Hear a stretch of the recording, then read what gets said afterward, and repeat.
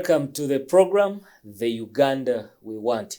My name is Molanzi Robert. This is episode 2 with Mr. Tayebwa James Bamwenda. He is an assistant lecturer at Victoria University. He is as well a PhD student at Makerere University, and he is a researcher. A researcher or a researcher, whichever way you would love to pronounce it or to say it out. But he is a senior citizen of this country. He was once a politician. I don't know if he's still. He is still a politician. And he once contested on behalf of, on the ticket of ANT. I believe if he quitted politics, he is still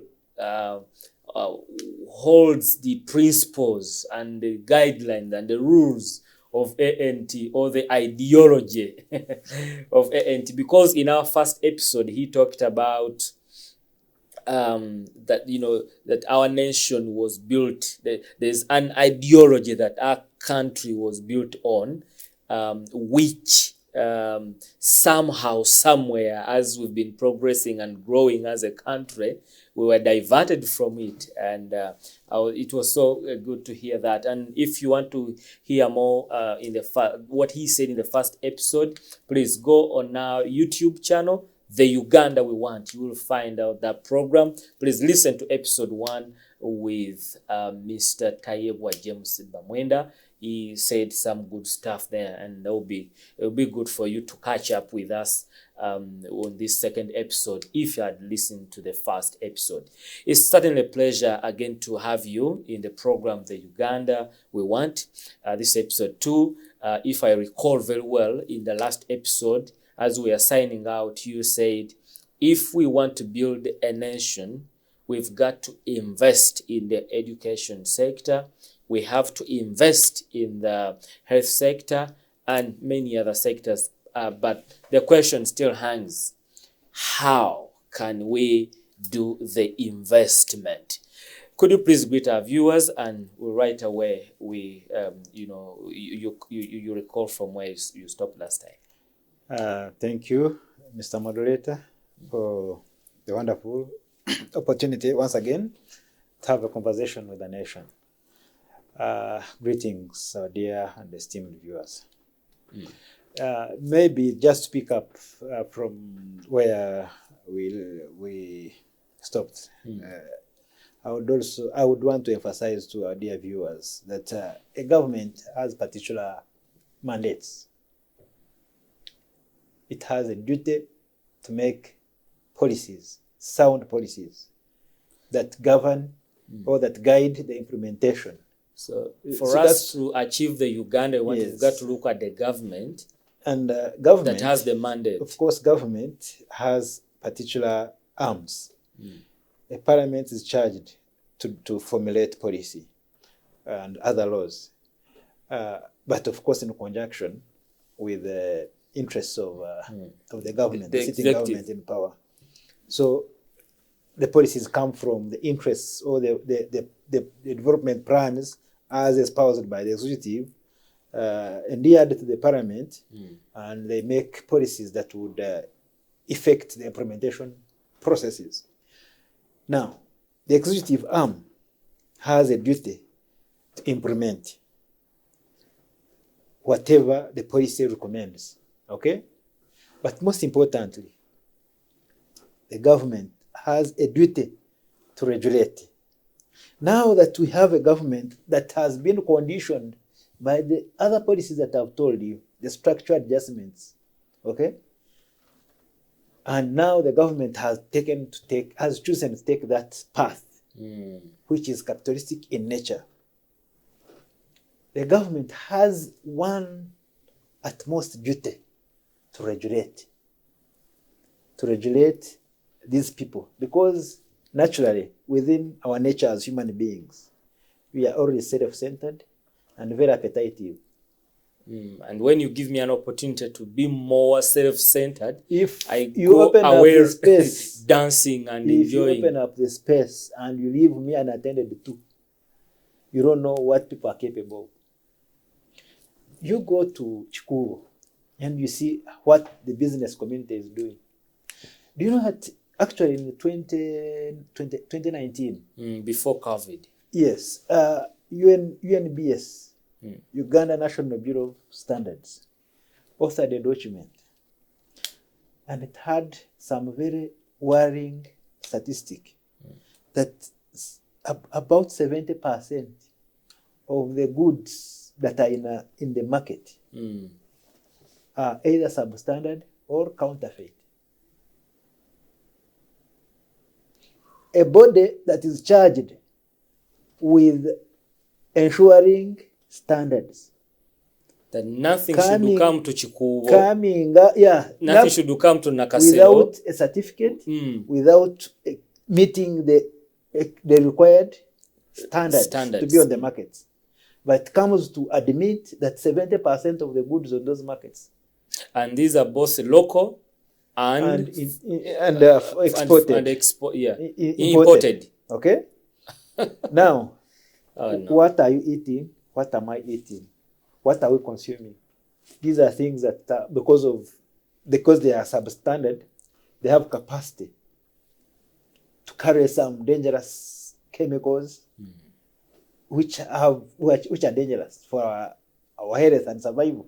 That's why you see a very high incidence, or why most people are now contracting diseases like cancer, because of the products that we consume from our markets.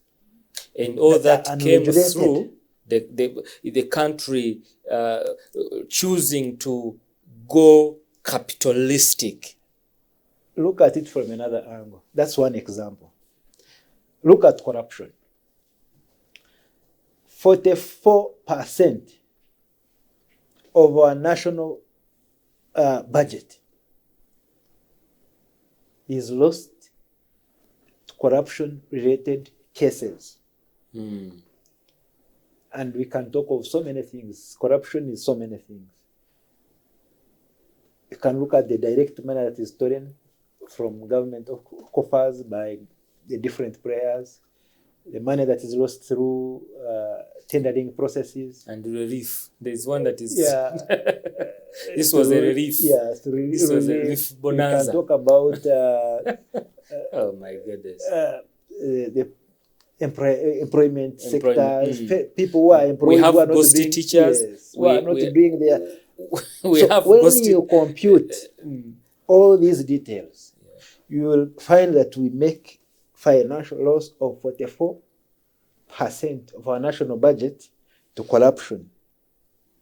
Corruption is not just taking money, but all the other aspects around, or attributes around corruption. 44%. You know that 44% of the national budget. The budget stands at 49 trillion. 22 trillion is lost annually. That 22 trillion, if there was clear controls, regulation. Let me do some maths here. You don't need to bother. But that money would finance all the most productive sectors of a country. Defense, education, health, agriculture, trade and industry, mineral and development, all those most productive sectors of an economy would be funded fully, and if well regulated, I think it would change so many things. When do you think the country started losing the 22 million for, say, to corruption? When do you think? Should we say 10 years, starting 10 years ago? I really don't want to sound political, because... No, I don't think you're becoming political here, but you're trying to show, to reveal to us that this is very serious. Actually, and it needs is very attention. Serious. You see, we are all Ugandans. These are things we see. Because even if you said just 20 years, 10 years let me ago. Just give you a very simple and very basic example. How corruption works. For instance, just a week ago, several ministers were implicated in a corruption scandal. The Iron Sheets Iron Bonanza? Sheets. Bonanza. And something related to goats in the same area. People were implicated, and people came out to confess that indeed, yes. And what the IGG does is, let's go and investigate. What are you going to investigate? Someone has already accepted. How much money are you going to invest in the investigation process? Yet you know the culprits. That's corruption already. That's wastage of national resources. Oh my goodness. Okay? So you don't need to get into those calculations. So it is a systemic problem that can be completely handled or settled with one component called regulations. Tightening, because we have good policies, that's not questionable. Tightening the nuts to make sure that the loopholes are filled. Yeah, but it seems, Mr. Tayebwa, we have failed to tighten the nuts, and that's why I'm having you today to provide a solution to this country, so that we can all of us enjoy a country where our regulations are being tightened. How can we achieve that? Really? How can we achieve that? That's now the beauty of politics. That's the beauty of politics. Politics is the art of managing society. And of course, it's not just, you see, the devil lies in the details. Once you have been given power and responsibility, what do you do with it to ensure clear regulations, to ensure that what is meant to be done here is done and done effectively? You see, we are not short of so many examples. We have our neighbors in the south. We have our even in the other south. You see, I am by orientation or my ideological grounding is social democratic, whereby I need a government that is very present in my life.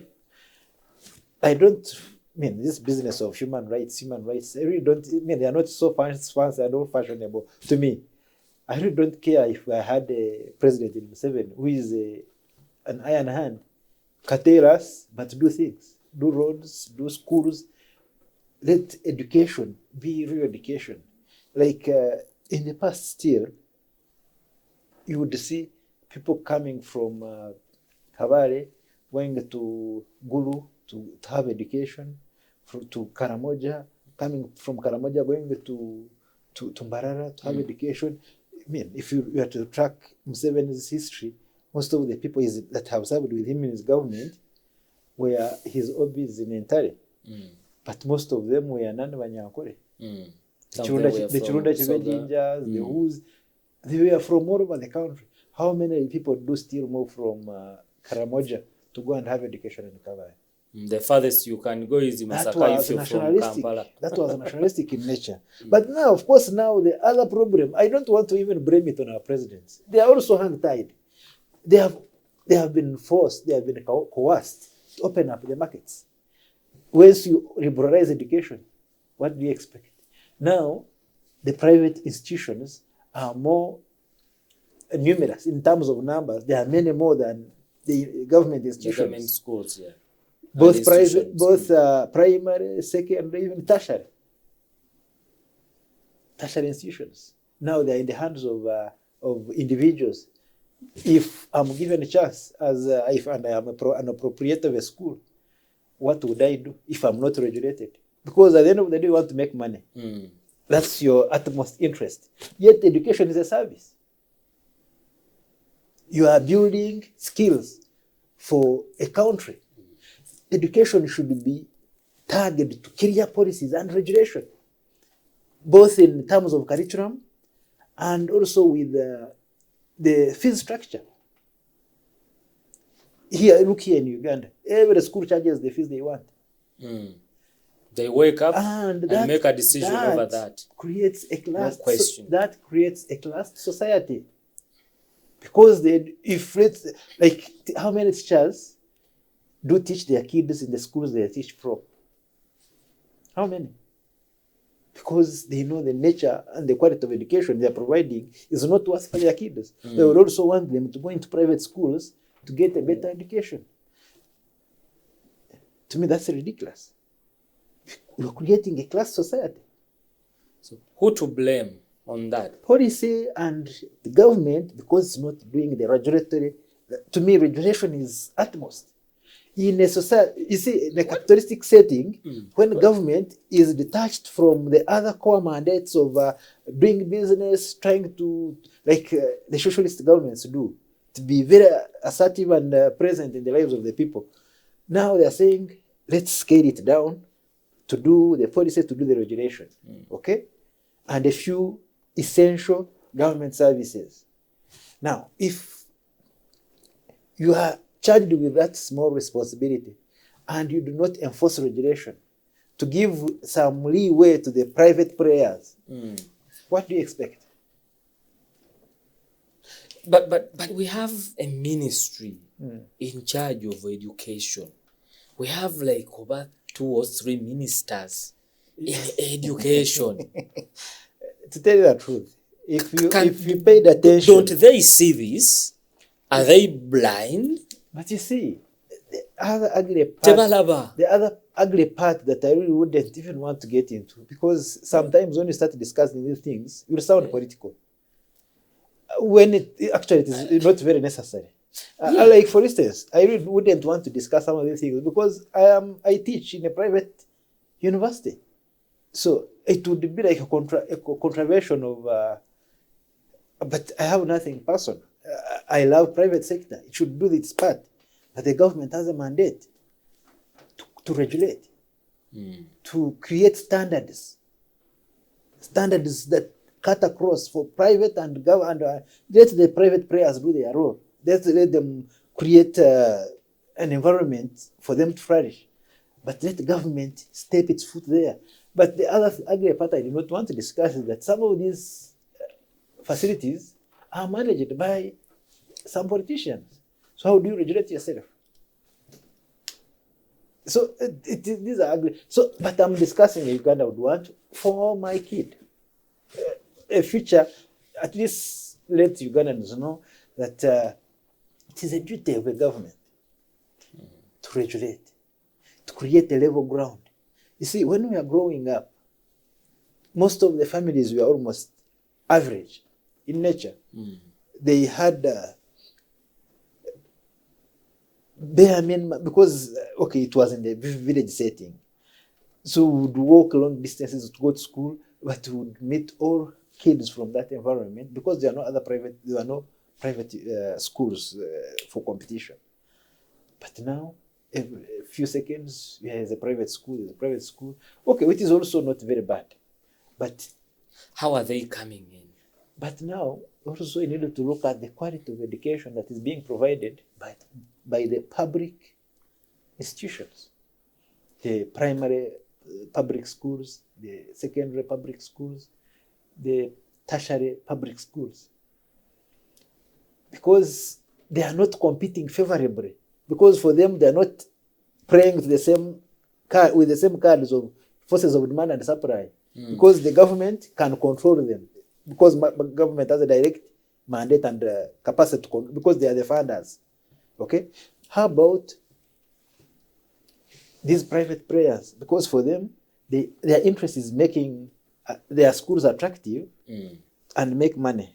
Because the more they create an environment to indicate to parents that they can pass.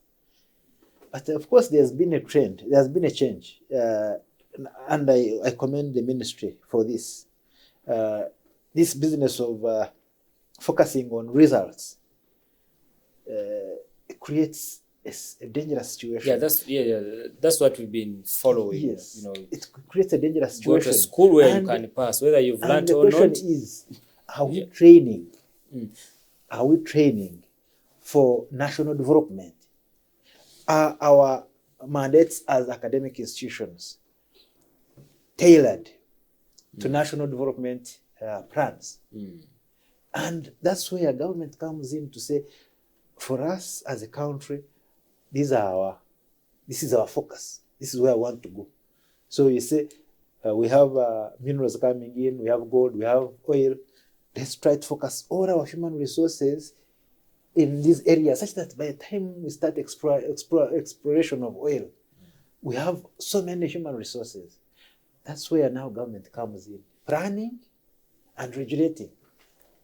And to some extent, you started planning, and I know you're good in there, and I know you teach that. Now, we may not all of us come to your lectures, but since we have you now, let's talk about what makes our leaders and our country plan poorly for the country. What's the cost to that? And how can we ratify that? Mostly they are compromised. Because as much as they are trying to fight for their for a space in the community of nations, other players, the global players, that will want to twist them for so many. So I sympathize with our presidents in Africa. When you try to study the dynamics within the international system, you'll get lost. Because, like for instance, we got oil here. I don't know whether you've been following the wars around that oil. Recently, when they signed an order for exploration, now the international community started making lots and lots of noise that the ECOP is it is environmentally it degrades the environmental standards according to and you ask yourself, why now? What have they been waiting for? What you don't see behind the cameras, there are always entrenched interests from these international players. There's another interesting story of Ethiopia. I don't know whether you have been following the Renaissance Dam in Ethiopia. So, Ethiopia takes a decision. Of course, then it's within the Nile Basin, and there's been contestations of who has rights over the Nile waters, and Egypt tends to have supremacy, but it claims it's not that it has, but it claims, given the treaties that were signed so many years ago. So Ethiopia also has its own interests as a country. It needs to develop, it needs energy.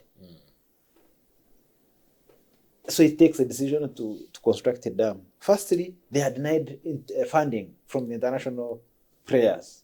Now, Ethiopia takes a firm ground to say, we must develop this resource by ourselves, even if it demands so. So they start taking up. They took a decision and started investing in that dam. Along the way, war erupts in. Just I'm trying to summarize this whole story. War erupts in Ethiopia within a civil war. The Tigrayans are fighting with the government in Addis Ababa, but it's sponsored by other elements. So you would see a deliberate effort. Of course, the face of that civil war, there's an indication of Egypt and Sudan who have legitimate interests. But you'd see other players, America to support, and the other players, sorry to say, are coming in to support a war that is in any way not of interest to them. And you ask yourself why. So there are international players that will twist our presidents without our knowledge. So I want to believe that they deal with a lot, because of international interests. Their hands are twisted, they are cajoled. But sometimes they have to budge, they have to give in, because they also have to survive politically. Sometimes when they try to put their feet on the ground, some of them are toppled. I think you have been following the situation in Western Africa. Quite a number of coups in the past 3-4 years. Yeah. And do you ever ask yourself why? So I sympathize with our leaders. They have their own challenges. Yeah, I see what you're saying, but still, what is not yet clear in my mind. So if we have leaders who can be pushed to the wall and they give in, not only in Uganda, but let's talk about Africa in general. If they give in, now back to my country, Uganda, if our leaders give in, haven't we buried Uganda now? You see, the funny bit is, even if it's not a Museveni, whoever comes in, he will be faced with similar challenges. And I don't love to see that. Those are the dangers of the decisions that were made. And of course, they were also not innocent. They were forced through our throats because they have interests. You see, in the community of nations, each country is trying to serve their own interests. That's why a country like Uganda can be at war with a neighbor in Congo, where they would have like 1 million interests, and that would stop them from going to war. But because of strategic interests, you find you go to war with a neighbor. You get it? That's why we had about 5 years of a stampede with just a neighbor in the south, Rwanda. Why on earth would Rwanda be at war with Uganda? Why? But countries were closed are soulless entities. They don't have this brotherly relationship. They're always serving interests. Okay, so even the international community is trying to serve their own. They are trying to serve their own interests in Africa for reasons that I'm sure you know. Yeah. So they compromise our leaders. Isn't there any way that we can go back to where we were and we run away from this capitalistic? It comes at a cost. Kind of a very huge cost. Who takes that? Who should take the cost? Africa, who should take the cost? Since Africa got independence, do you know how many coups we have had? Or quite many. Or guerrilla movements, or presidents dying in office in ways that were not clear. That's the cost. That's the price we have to pay if we choose to take some. Here in Tanzania, we had a very charismatic president. I think up to now, we are not so sure. They told us COVID is something. I don't know whether you get my point. Yeah. So even standing your ground, I think there's a situation in Rwanda. I think Rwanda, to me, is a classic example that the president there tends to step his feet on the ground and insists. But have you heard about the war in Congo? The war, yes. And the situation between M23s and so on. I think you now have an idea of what I'm trying to explain to you. So as much however as much he's trying to step down and take a stance, my point is still there are forces behind. My point is very simple. I don't think our leaders, our political leaders, entirely have wrong interests or wrong intentions to serve their countries. Some. Along the way, they also get carried away by the appetites of power and different interests here and there.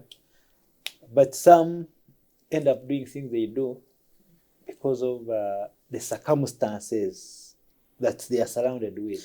Okay, but well, if you compare Rwanda and Uganda, leaders in Rwanda and leaders in Uganda, wouldn't you at least say, okay, for my Uganda, can't we at least have leaders who have a component Uganda you want of traits the Uganda you of want.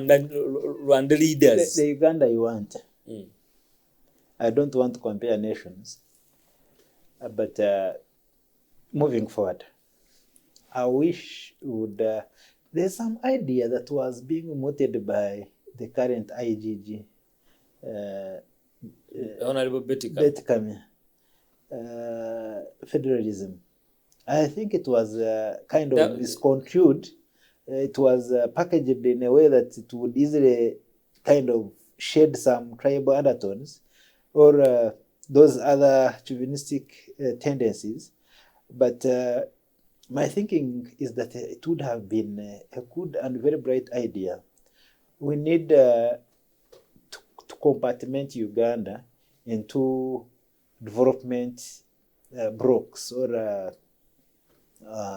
did I say regions, what we would call regionalism or regionalization. Because once I've had a chance of traveling Uganda, you see some uniqueness in those sub-regions, like Karamoja. Because you have Karamoja, Teso sub-region, we have Sebei sub-region, Sebe, we have Busoga, we have Uganda, we have West Nile, we have Acholi, we have Lango, West we have Nile. West Nile. Yeah, you see, they have some unique attributes about them in terms of economic activities, in terms of cultures, in terms of attitude towards life, and the way they appreciate life. I wish we would organize or mobilize people around those entities or that collectivities. They choose amongst themselves the best they have. And you can even choose presidents through such an arrangement, whereby we have a president of Sebei. No, we can be governors. They can be governor of whatever Sebei, title we choose to give them. Governor of Acholi. But you structure it in a way that they pick out the best out of themselves to kind of correct the interests of these people and try to engineer development.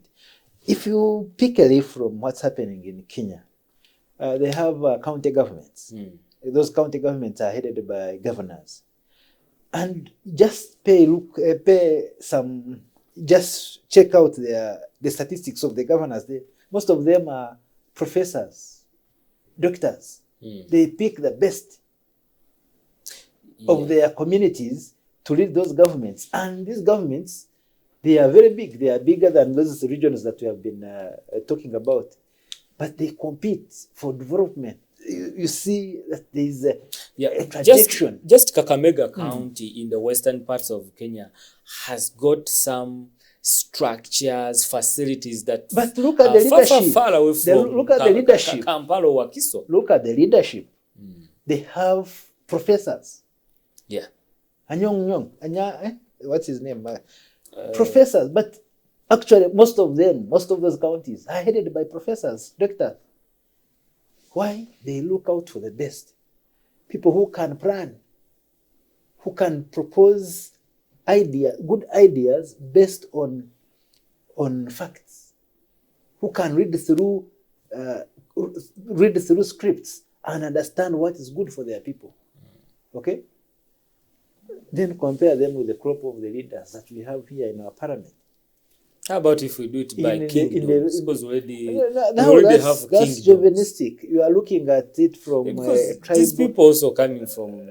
Yes, but what's so special about? We can call a Choli kingdom, Lango kingdom. What's so special about that? We are looking at a collectivization of ideas and looking at the best brains. It's not necessarily that not the inherited that arrangement brings out the best of the people. You can have someone coming from from the list in that community. It turned out to be great. I would speak the same of our president here. If you read his history, he comes from a very humble background. Has he not led Uganda? For how many years? If you look at the president you have had, to answer anyway. Yeah, if you look at the president you have had, Idi Amin, where did he come from? Did he have any education? Yeah, well, he has led the country, but the question will be, has he led the country effectively? That one, I don't want to discuss that. But what I'm trying to say, for me, as far as I'm concerned, I think it is in the best interest of our country to start looking at the future of our children, because most of these people have outlived their time, they have served. Now, can they plan for? And some of them should be planning for their grandchildren. because they have eaten into some space of their children. So now it's their children that are coming up. They are already occupying some space. So the kind of Uganda you're looking at is the one that that we should sit down. That ensures a sustainable future for our kids. And we can do that by, first of all, regionalization. Planning. Regionalization is an output of plan. Plan. Have very clearly spelled out policy frameworks, but to regulate. Whichever direction we choose to take, even if we are to continue this form of government that we have here, if we choose to say, let's regulate, let's cut out all excesses, I can assure you, 44% of our budget being lost to corruption. Supposing that money was, of course, it is very hard to completely cut out corruption from a society. But supposing it was reduced to only 10%, and this 44% is invested in productive sectors, do you see how our education would flourish? Do you see how our health sector would flourish? Do you see how our agricultural sector would thrive? Finally, do you think if we change this current government, the planning of this country can change? I really don't think it is so much about the government, because government is us. It is me, it is you. Can you plan and effect something in everything that you've said? What can you plan and effect? You see, if you are the government, within our nature as humans, we are always self-interested. You always want what is best for you and probably people around you. So it is very possible that any person who gets into power after Museveni will as well think of himself first. Can be even worse than him. I really don't care who is the president. What I care most is when he's president, what are the rules of engagement? What gives him the space so to do what they are doing? So let's create systems, institutions, policy frameworks that can check the individual of the president, that can check the people that serve under him. Okay? If there is a proper regulation, we can cut out these excesses in corruption. We can cut out all the irregularities in the productive and other sectors of the economy, and so on.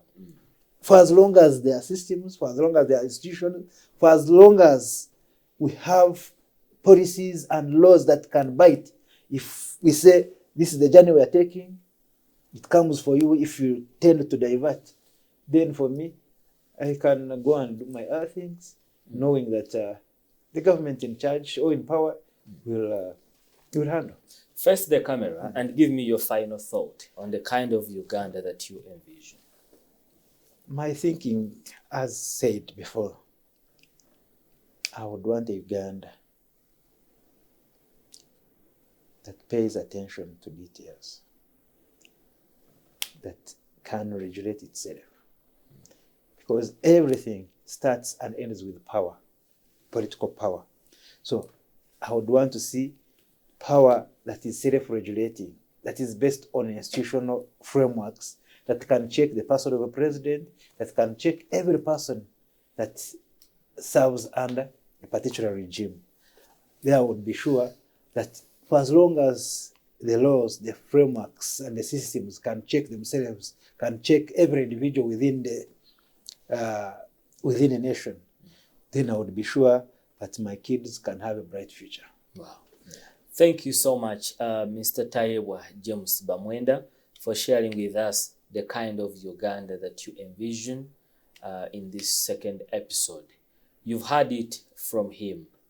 What are you going to do to ensure that you achieve the kind of Uganda that you envision?